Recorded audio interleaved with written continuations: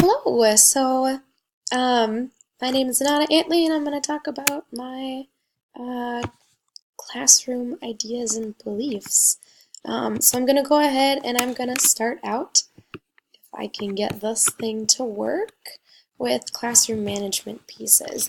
So, I have a very firm belief that you should always be using positive language first with children. I think it's really a great way to sort of set that expectation with them that you want that sort of language being used by them with other children as well. So if you're going around saying things like, don't do that, don't do this, you're going to have the kids repeating that to their peers as opposed to saying things like, let's use our walking feet, or um, things like, we use helping hands in our classroom, and all that positive language, I think, really helps set that precedent in your classroom. And I think it's also a great way for students to communicate with each other. Um, Pardon my voice, by the way, I have the flu, so. Um, the other thing that I really, really love that I've seen in a couple of different places is the Busy Bee box. I think it's a great way to help manage classrooms. A Busy Bee box is something that you fill with basically lesson extensions and different activities that children can do if they have finished all of their work for the current section that you're working on. If you're working on math packets and they've finished it, they can go to the Busy Bee box and find something else that they can work on, so that you don't have children that start those sideways behaviors right away because they have something to go ahead and keep their attention, whether it's a fun math game, um, or another worksheet, or a writing activity that they can do to keep them from disrupting their classmates and to keep them busy and engaged with all of the work that they're doing in class. I also think it's a really important thing to have a place in the room, like a cool down corner.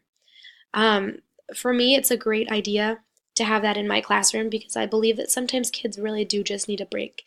And having that space in the classroom for them to go sit and be calm, whether it's a beanbag chair or a little corner of the room that has like a little tent, or even just a sheet that's strung up somewhere that's calm with a pillow, or even just a little chart that helps them, count to three and breathe, so that we don't have them going off and like um, hurting a child in the classroom, or yelling or things like that. They have a place that they know that they can go to calm down, and then they're not going to do things like run out of the classroom, um, or do things like asking to go get a drink of water every 10 minutes or asking you to use the bathroom. So I think that having that place in our classroom is super important. And then you don't have them trying to make up excuses to leave. And especially once you get that integrated as part of a everyday thing, you might have a couple of kids that have IEPs that just need that space, or EBD, um, children with EBD.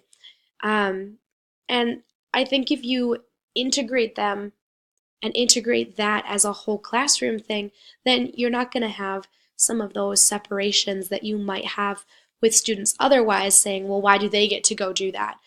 Just make it part of your whole classroom philosophy. One of the other awesome classroom management things that I saw recently, that worked really, really awesome,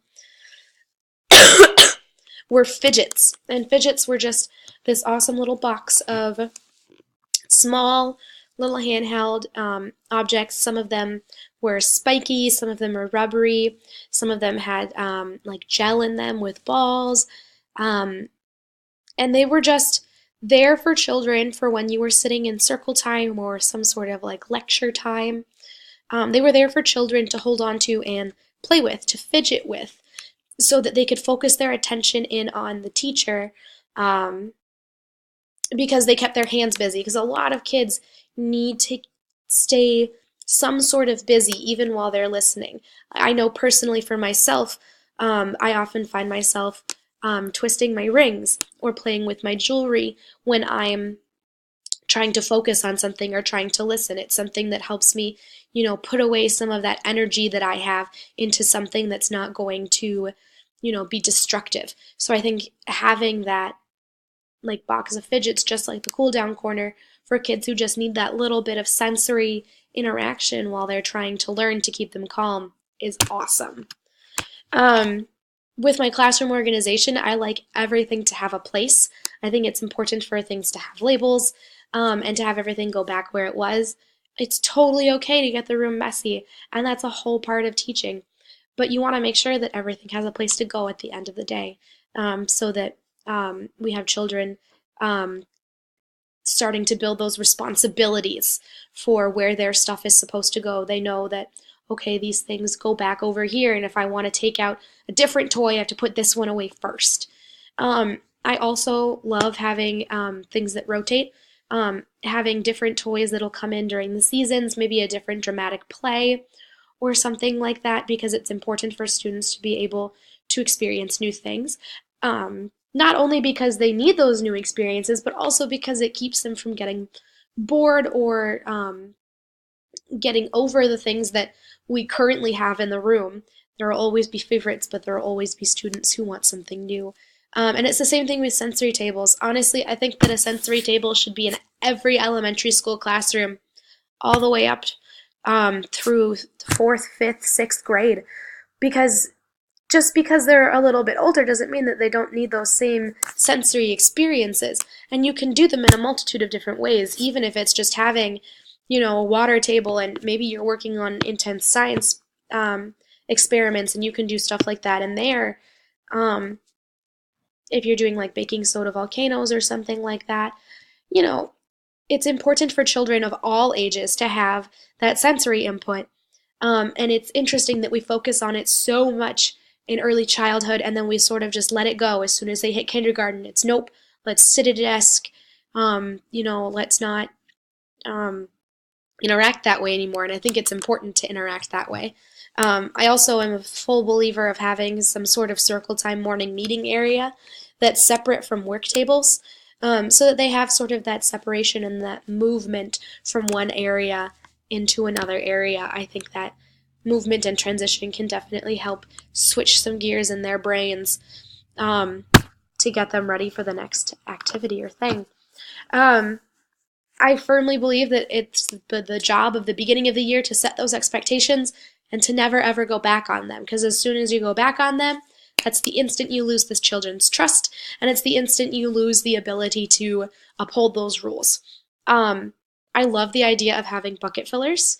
I saw that in one of my classrooms, and I thought it was awesome.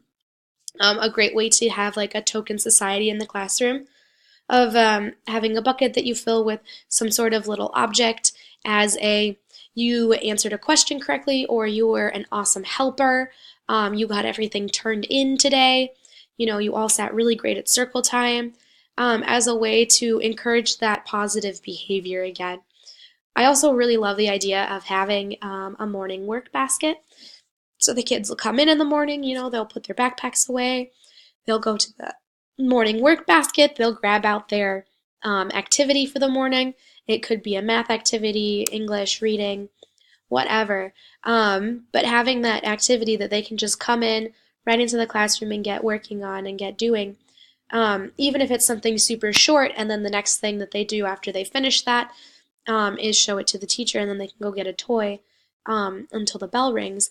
I think it's whatever classroom signal that you have. I think it's a great way to get kids interactive and really get them responsible for their own work. The same thing with mailboxes, things that go home to parents, things that come back from parents. I think it's a great way to keep those things organized. And I love the idea of having rotating stations around the room as well. So if you're doing math in one section of the room, you might have them rotate and go to a different part of the room to do English, or go to a different part of the room to do some other activity, so that, again, they're getting that transition time in. So yeah, those are my thoughts on classroom organization and my beliefs as a teacher. Thanks for listening.